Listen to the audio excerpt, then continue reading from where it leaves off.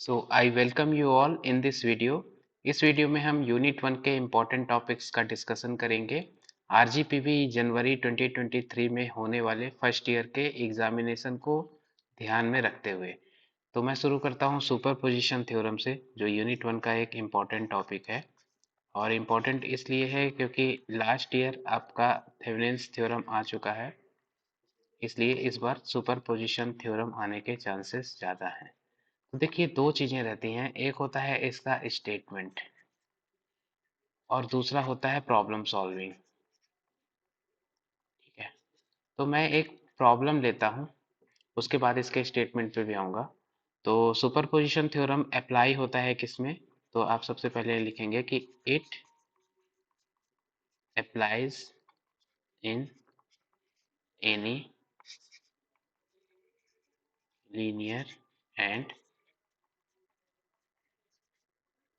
Bilateral electric circuit, number 1।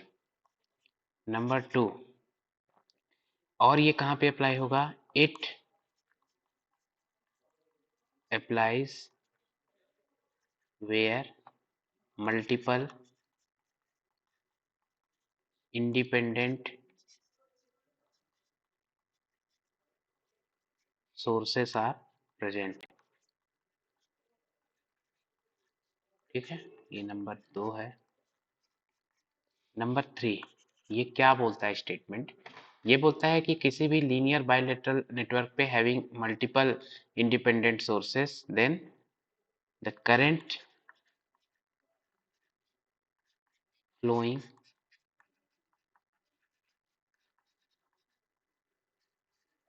through any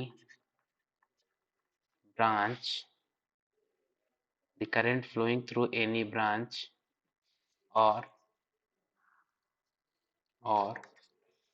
voltage across any resistance is algebraic sum of is algebraic sum of current or voltage when considering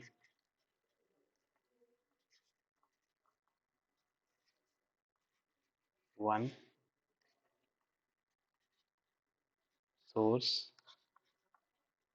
alone। मतलब ये एक resistance है, इसमें से जाने वाला एक करंट हमें निकालना है, और इसके साथ में अगर दो सोर्सेस लगे हुए हैं, एक बहुत सिंपल प्रॉब्लम ले रहा हूं मैं।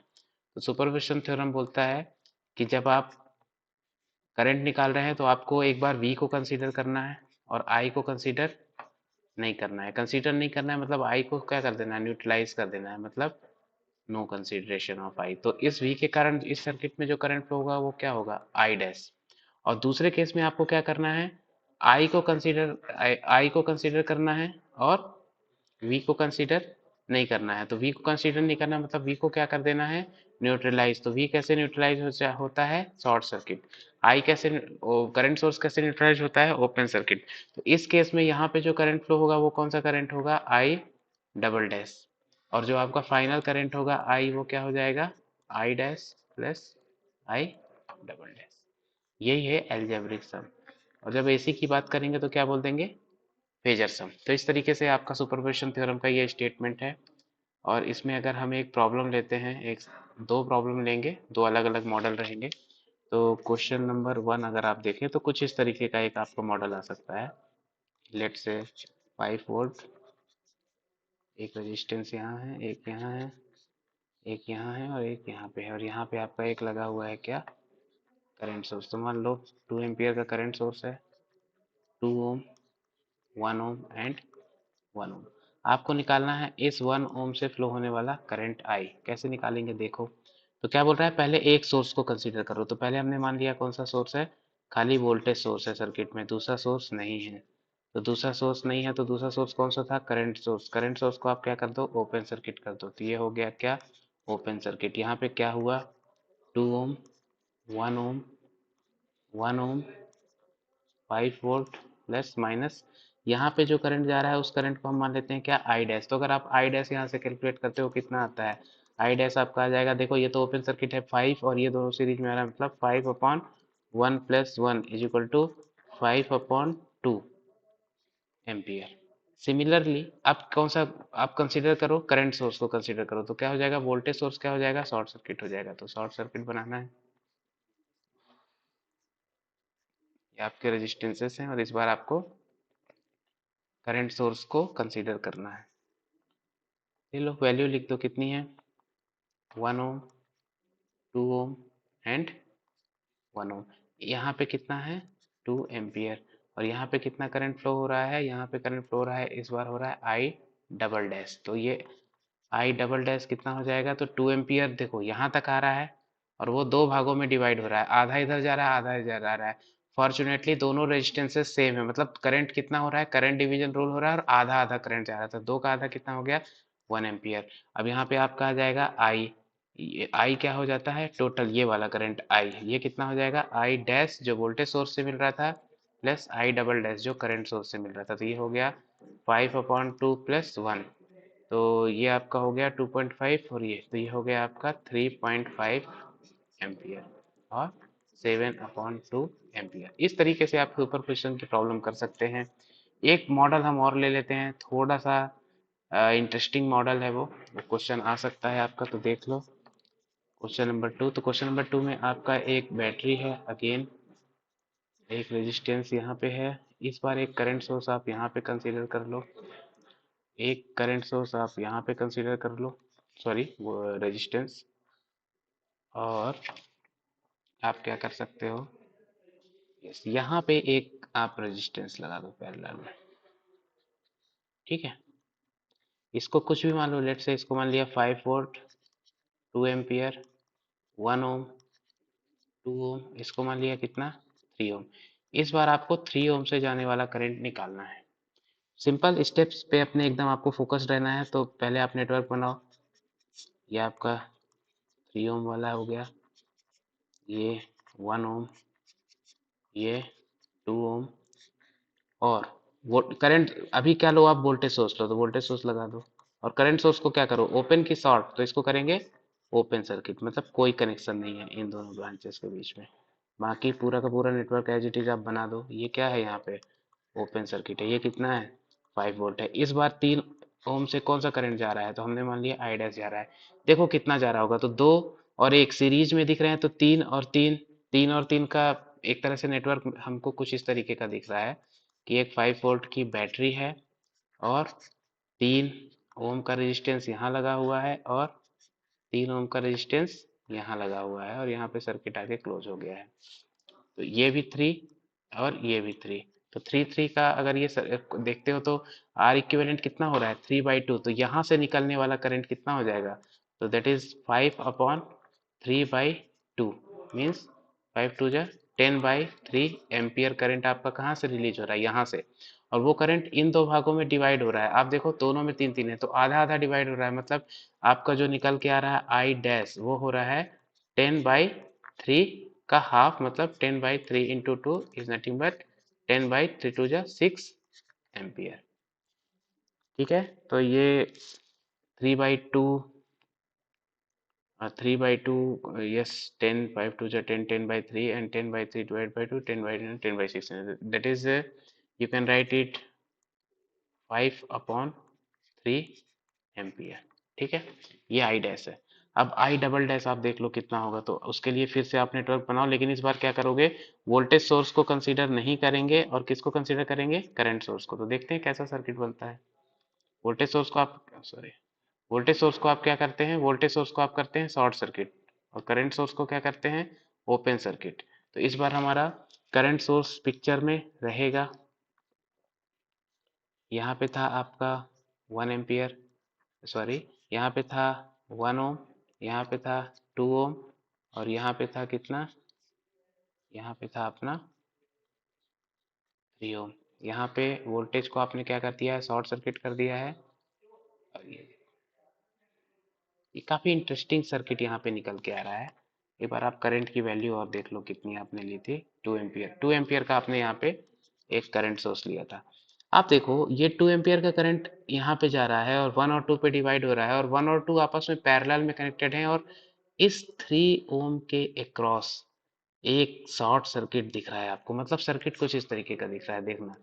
2 एम्पियर का करंट गया, कितने भागों में बटा, एक गया 1 ओम पे, और दूसरा करंट कहाँ गया, दूसरा करंट गया 2 ओम पे। 1 और 2 ओम के ये वाला जो टर्मिनल था वो ये था, और जो इनके ये टर्मिनल है ना, ये आप देखो आपस में जुड़े हुए हैं, तो आप इसको कुछ इस तरीके का बना सकते हो। और 1 और 2 का जो ज्वाइंट है उसके पैरेलल में एक और रेजिस्टेंस कौन सा है, एक और रेजिस्टेंस है 3 ओम। आप मेरे को बताओ इस 3 ओम में कितना करंट फ्लो हो रहा है, इसके क्रॉस तो डायरेक्टली शॉर्ट सर्किट है, तो कितना करंट फ्लो हो रहा है, 0 एम्पियर। तो आई डबल डैश की कितनी वैल्यू आई, 0 एम्पियर। आई डबल डैश की कितनी वैल्यू आई, 0 एम्पियर। तो आपका जो आई था टोटल वो क्या हो जाएगा, I dash plus I double dash कितना हो गया, तो ये हो गया आपका 5/3 प्लस 0 इज इक्वल टू 5/3 एम्पियर। तो यहाँ से सुपरपोजिशन थ्योरम के हमने दो मॉडल्स देख लिए हैं। अब हम देख लेते हैं सिलेबस में और क्या चीज़ें इंपॉर्टेंट हैं। तो सुपरपोजिशन थ्योरम अपना था। एक चीज़ यहाँ पे आपकी और इम्पोर्टेंट है, वो है नोडल एनालिसिस। क्योंकि मेस भी है, मेस मैं नहीं डिस्कस कर रहा हूँ क्योंकि मैंने क्वेश्चन पेपर का सोल्यूशन बनाया है आपके लिए। लास्ट ईयर के क्वेश्चन पेपर का पूरा सोल्यूशन बनाया है, उसमें थेवेनिन्स और मेस आए थे, वहां पे मैंने उसको डिस्कस किया है। इसलिए जो यहाँ से इंपॉर्टेंट बच रहा है वो देख लेते हैं। तो जो अगला टॉपिक है आपका वो है कौन सा, नोडल एनालिसिस। नोडल एनालिसिस का मतलब ये नोड है, इस नोड पे आपको एनालिसिस करना है, और यहाँ पे जाने वाले कुछ रजिस्टेंसेस होंगे, कुछ ब्रांचेस होंगी। तो एक ये हो गया, एक ये हो गया, और एक ये हो गया। तो लेट से इसको मैं मान लेता हूँ 1 ओम, इसको मान लेता हूँ 2 ओम, इसको मान लेता हूँ अगेन 3 ओम। और यहाँ पे मैंने लगाया है एक वोल्टेज सोर्स, और यहाँ पे मैंने लगाया है एक करंट सोर्स। ठीक है। तो हम कुछ ऐसी प्रॉब्लम डिजाइन कर सकते हैं कि जो हमने अभी सुपरपोजिशन में प्रॉब्लम ली थी उसको नोडल से सॉल्व करते हैं, ताकि आंसर्स हमारे वैलिडेट हो जाएं। ठीक है।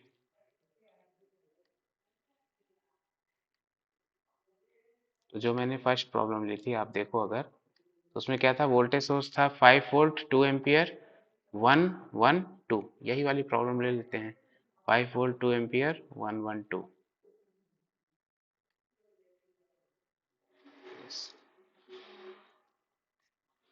5 वोल्ट 2 एम्पियर 1 1 एंड 2। आपको निकालना है अगेन यहाँ पे फ्लो होने वाला क्या, करंट, नोडल से। तो आपको ध्यान रखना है सुपर पोजिशन से कितना आया था हम देख लेंगे फिलहाल। नोडल का तरीका देखो, इसको आप नाम दो सबसे पहले नोड ए, इसको बोलते हैं प्रिंसिपल नोड, और इसको बोलते हैं क्या, इसको बोलते हैं रिफरेंस नोड। यहाँ पे कितना पोटेंशियल होता है, 0 वोल्ट। इसके बाद आपको अगला टारगेट क्या करना है, नोड ए पे जो एक वोल्टेज है वो आपको क्या लेना है, वी ए। अब आपको लिखना है राइट KCL एट नोड ए। ध्यान रहे नोडल एनालिसिस में केसीएल का यूज करते हैं। तो केसीएल के लिए क्या करो, एक करंट आपको दिया हुआ है, दो करंट्स के डायरेक्शन आप ऐसे कुछ एज्यूम कर लो। तो ये करंट जो आ रहा है, ये करंट हो गया एक लेट से I1, ये करंट हो गया क्या, I2। I1 देखो कहाँ से ओरिजिनेट हो रहा है, 5 से, कहाँ जा रहा है, VA पे। तो 5 माइनस VA कितना बीच में रेजिस्टेंस आ रहा है, 1 ओम। ये इनकमिंग करंट हुआ, प्लस दूसरा नोड पे इनकमिंग करंट क्या हो गया, ये वाला। तो ये तो दिख रहा है बाय डिफॉल्ट कितना है, 2 एम्पियर, इज इक्वल टू यहाँ से आउटगोइंग करंट कितना है, तो आउटगोइंग करंट है VA अपॉन कितना, 1 ओम। तो ये फाइनली आपका यहाँ से क्या निकल के आ जाएगा, यहाँ से आपका निकल के आ जाएगा क्या, यस। तो 5 minus VA plus 2 is equal to VA, 5 और 2 7 is equal to 2 VA, and VA is equal to 7/2 volt. तो अब यहाँ पे जाने वाला जो करंट था I की वैल्यू हो जाएगी VA अपॉन 1 ओम, और VA अपॉन 1 ओम कितना हो जाएगा, 7/2/1, दैट इज 7/2 एम्पियर। देखते हैं जो सुपर पोजिशन से आंसर आया था वो भी 7/2 था कि नहीं था? यस।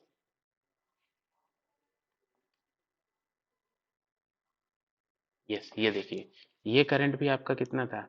ये करंट था, सुपरपोजिशन 7/2 आया था, और आपका नोडल से भी 7/2 है, तो ये यहाँ पे वो प्रूफ हो गया अपना नोडल। ठीक है, अब एक दूसरी प्रॉब्लम भी नोडल की ले लेते हैं, थोड़ा सा सोर्सेस को बदलते हैं, उनका डायरेक्शंस बदल देते हैं।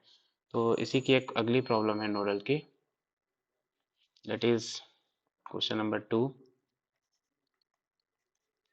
क्या करो आप, एक लो ऐसा वोल्टेज सोर्स, थोड़ा सा कॉम्प्लेक्स बनाते हैं, एक लो रेजिस्टेंस, एक लो यहाँ पे ऐसा वोल्टेज सोर्स। ठीक है, यहाँ पे बनाओ नोड, यहाँ पे बनाओ एक ऐसा वोल्टेज सोर्स, यहाँ पे लगाओ रेजिस्टेंस, यहाँ पे लगाओ ऐसा वोल्टेज सोर्स, यहाँ पे लगाओ रेजिस्टेंस, और सर्किट को कर दो क्लोज।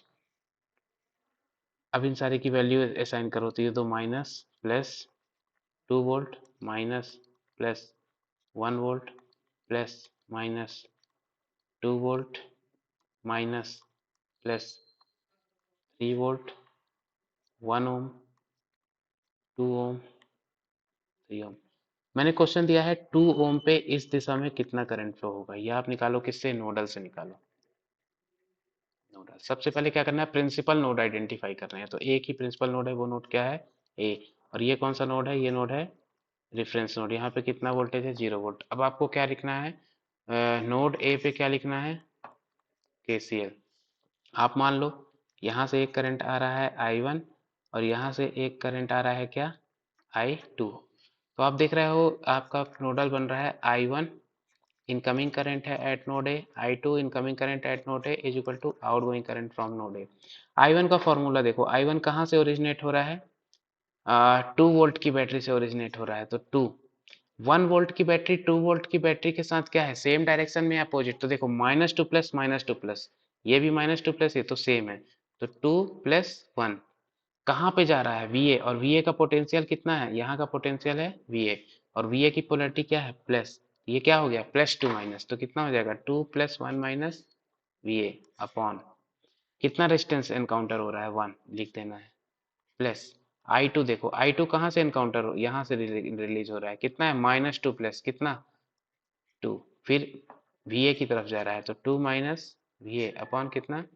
2 इज इक्वल टू, ये करंट जो है आपका, ये I करंट नीचे जा रहा है, कितना लिखोगे आप? लिखोगे VA और VA माइनस V3। क्यों लिखोगे माइनस? क्योंकि ये है आपका, अगर आप VA को देखो तो VA की पोलरिटी क्या है इसके रिस्पेक्ट में, तो यहाँ पे VA की पोलरिटी है -2 प्लस, और इसकी पोलरिटी है +2 माइनस, तो एक दूसरे को अपोज कर रहे हैं, तो यहाँ पे आ जाएगा VA -3 अपॉन कितना? 2।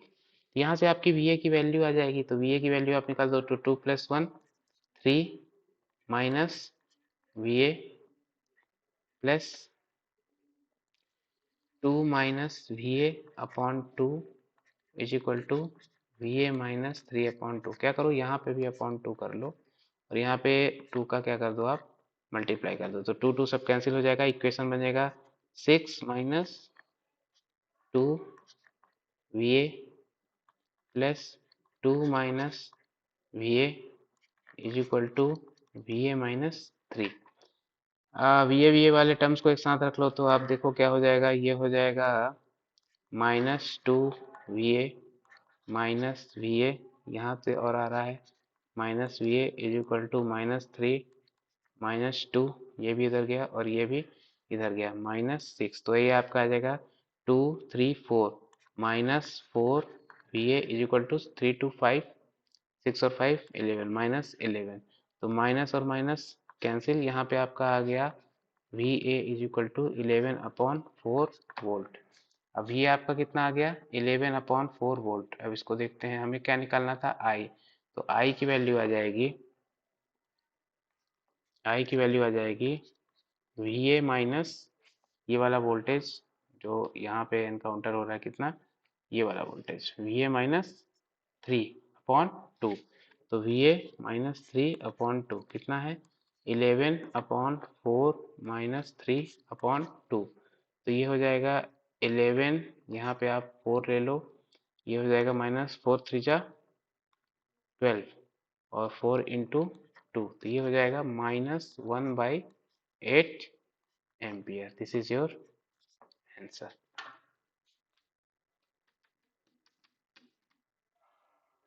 ठीक है, इस तरीके से आप कर सकते हैं। नोडल एनालिसिस के हमने 2 प्रॉब्लम देख लिए हैं, तो मेश हो गया, नोडल हो गया, और एक तीसरी चीज जो इम्पोर्टेंट है एग्जाम के पॉइंट ऑफ व्यू से, वो है स्टार डेल्टा ट्रांसफॉर्मेशन। तो वो देख लेते हैं शॉर्ट में। इसके बाद जो अगला टॉपिक आता है वो आपका है क्या, star delta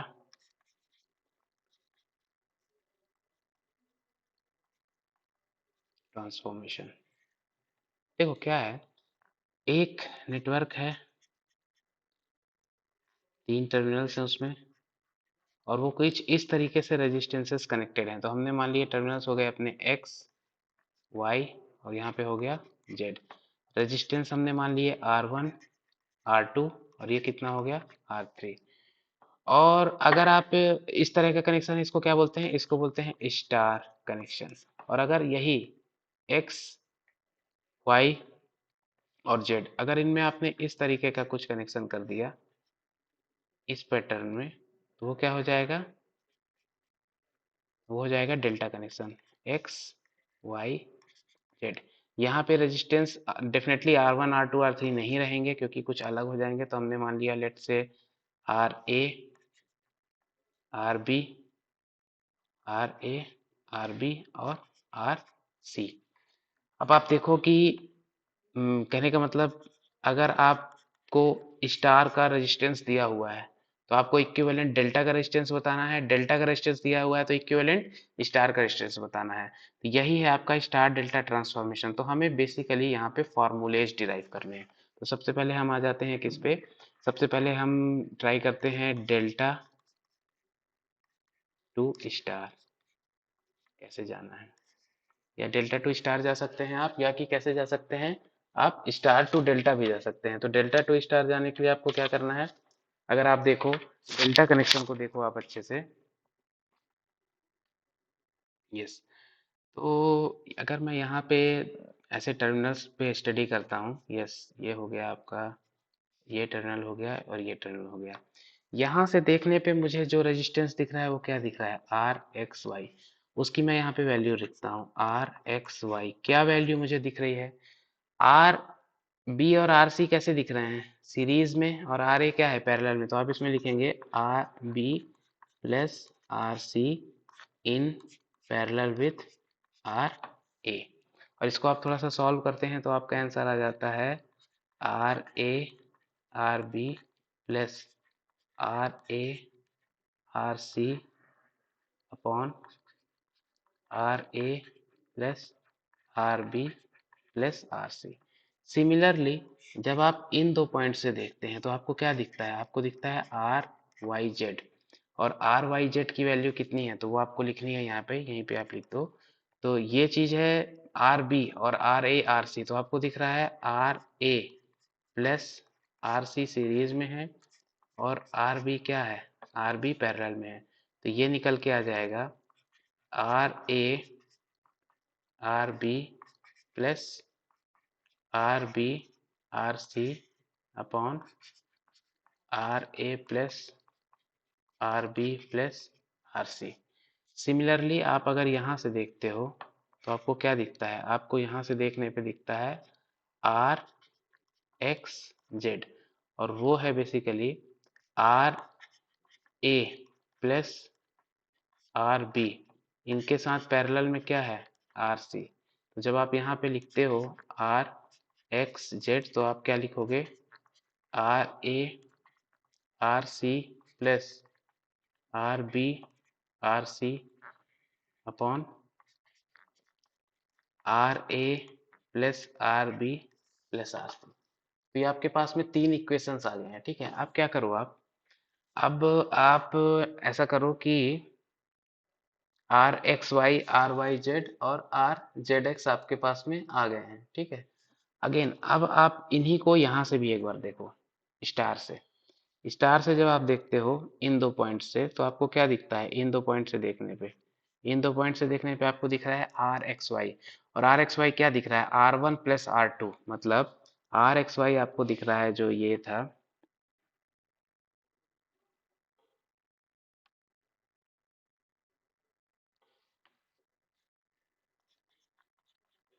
R X Y आपको दिख रहा है R1 प्लस R2। यहाँ पे मैं बना देता हूँ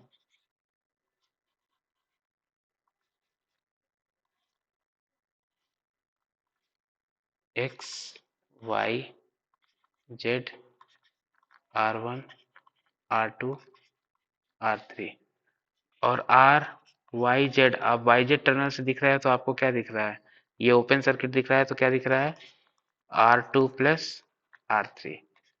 आर जेड एक्स से देख रहा है तो आपको क्या दिख रहा है, जेड एक्स से देखने पे दिख रहा है आपको R1 प्लस R3। कुछ इस तरह की चीजें आपको दिख रही हैं। अब आप क्या करो, यहाँ से उठाओ और इसको मान लो आप इक्वेशन 1, इसको मान लो इक्वेशन 2 और इसको मान लो इक्वेशन 3। इक्वेशन 1 माइनस इक्वेशन 2 करो, कितना आ रहा है, तो ये आ जाएगा R1 minus R3। R1 minus R3 कितना आ रहा है, R X Y minus R Y Z. अब क्या करो, ये आपका आ गया इक्वेशन नंबर क्या, 3। अब सॉरी इक्वेशन नंबर आ गया 4। अब आप क्या करो, इक्वेशन नंबर 3 प्लस 4 करो तो क्या आ रहा है, तो R1 minus R3, R1 plus R3 आपका आ रहा है 2R1। और यहाँ पे क्या आ रहा है,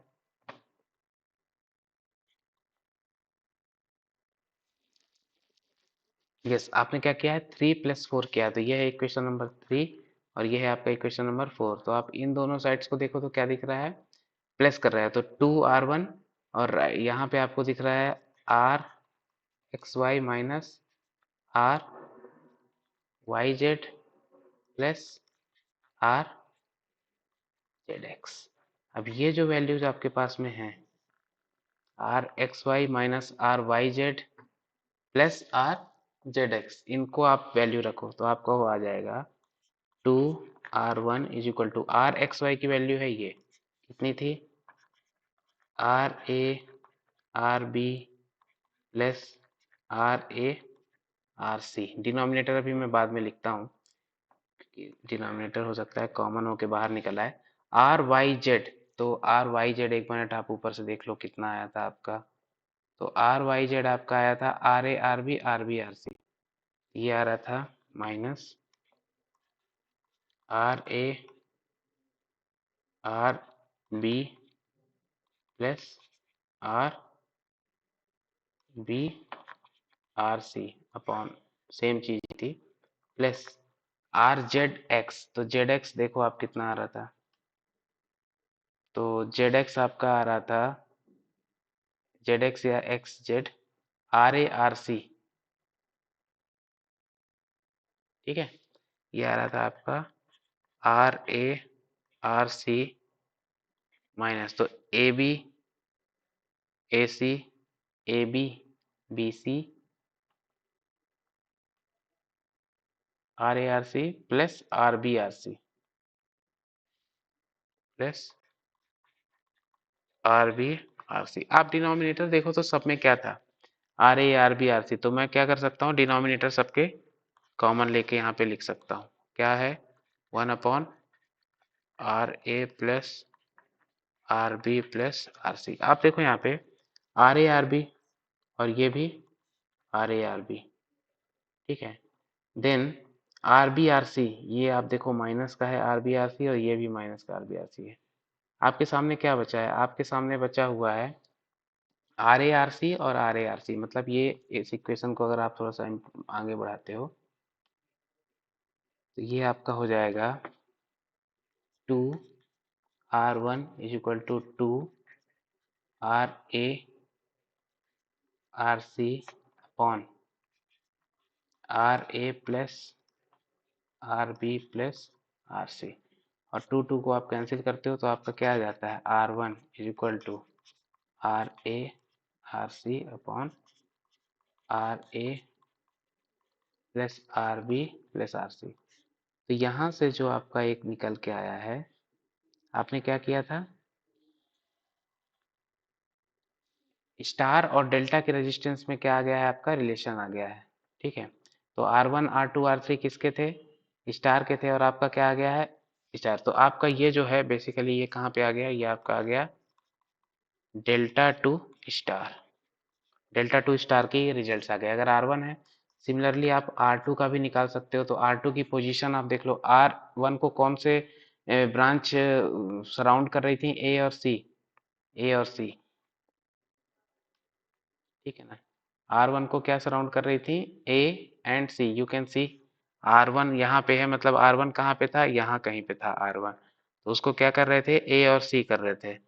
तो अगर आप यहाँ पे देखते हो तो क्या हो जाएगा, this is R1, this is R2 and this is R3।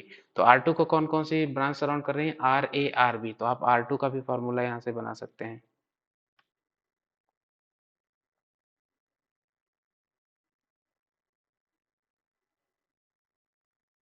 ठीक है।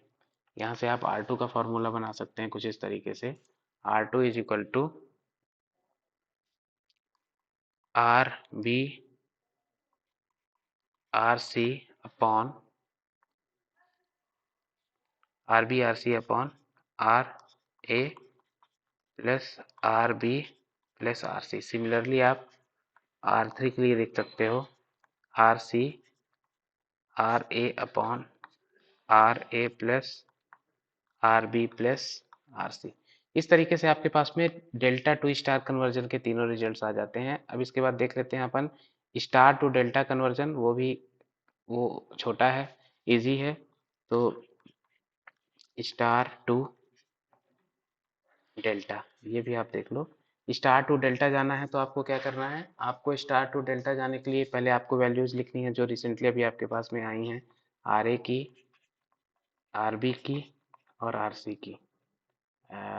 यस, आपको अभी रिसेंटली आपके पास जो वैल्यू आई है, किसकी वैल्यू आई है, R1 R2 and R3,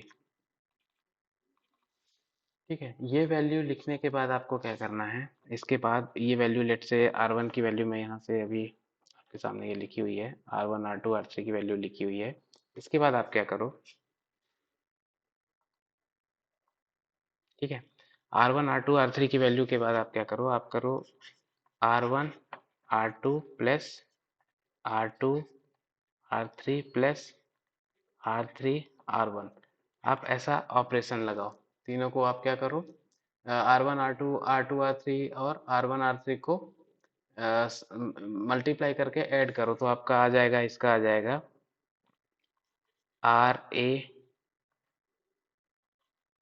square RB RC plus RB का square RC RA plus RC का square RA RC upon RA plus RB plus RC का होल स्क्वायर, ठीक है।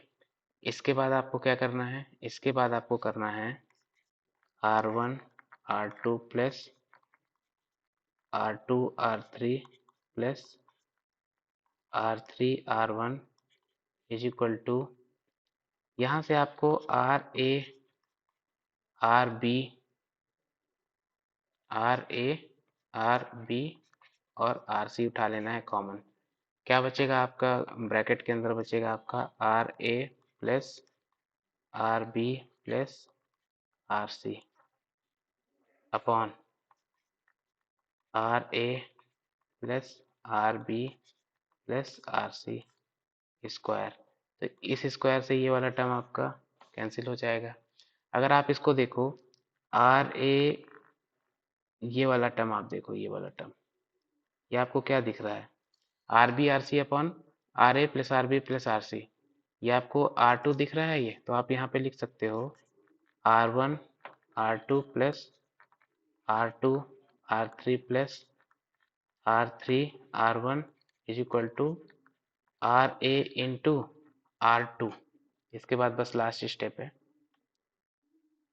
इसके बाद आपको लिखना है यहाँ RA is equal to R1 plus R3 plus R1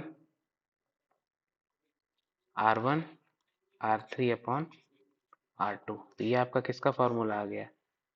ये आपका आ गया star to delta conversion. Sorry. ठीक है, इस तरीके से आप आरपी और आरसी के भी फॉर्मूले निकाल सकते हैं। ठीक है, तो एक फार्मूला आपका आ जाएगा R1 plus R2 plus R1 R2 upon R3, और एक फार्मूला आपका आ जाएगा R2 plus R3 plus R2 R3 upon R2। तो ये जो तीनों फार्मूले हैं ये आपके हैं स्टार टू डेल्टा। तो इतना आप यूनिट 1 में इतना कीजिए, आप डेफिनेटली अच्छे मार्क्स स्कोर कर सकते हैं। Thank you.